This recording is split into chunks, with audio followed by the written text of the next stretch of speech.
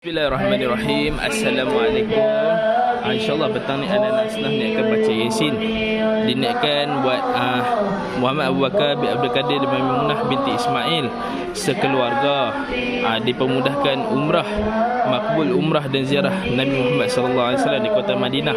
Muhammad Mustafa dan Siti Hajar bin Osman dikurniakan zuriat, dan Syekh Muhammad Nazima diberkati dan kembali bersama insyaAllah. Serta dinaikkan buat arwah yang dihajatkan, iaitu Allahyarham Abdul Latif bin Mas'ud, Allahyarham Abdul Qadir bin Abu Bakar, Allahyarham Syahul Hamid bin Abdul Qadir, Allahyarham Ramdan bin Subuh, Allahyarham Hazim bin Muhammad Hisham, Allahyarham Syekh Abdul Qadir, dan juga Allahyarhamah Nazira Begum binti Pir Muhammad, dan juga Allahyarhamah Sultan Bibi insyaAllah.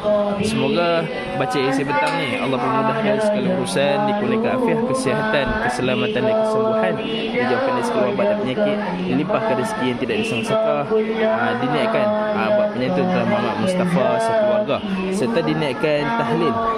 Semoga baca isi dan tahlil petang ni sampai buat arwah, dan ditempatkan di kalangan para nabi serta golongan orang-orang saleh dan solehah dan orang-orang beriman insyaAllah.